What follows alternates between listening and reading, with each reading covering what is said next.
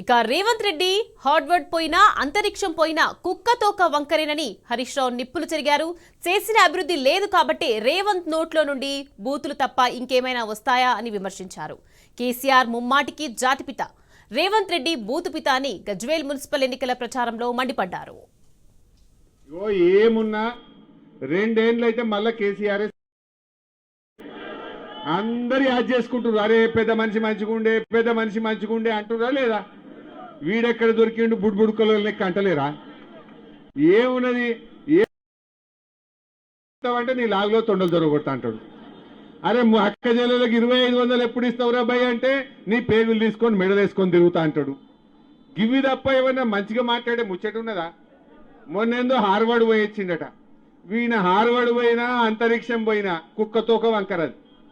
అది బూతులు తప్ప ఇంకేమన్నా వస్తాయా? కేసీఆర్ జాతిపిత ఎట్లయితాడు అంటాడు.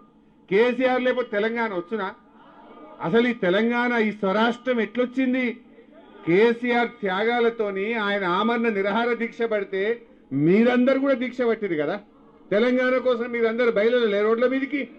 ఈ రేవంత్ రెడ్డి నన్ను ఒక్కనాడైనా జై తెలంగాణ అన్నాడా? ఈయన ముఖానికి తెలంగాణ తెచ్చిన దాంట్లో మీరు అమరులు.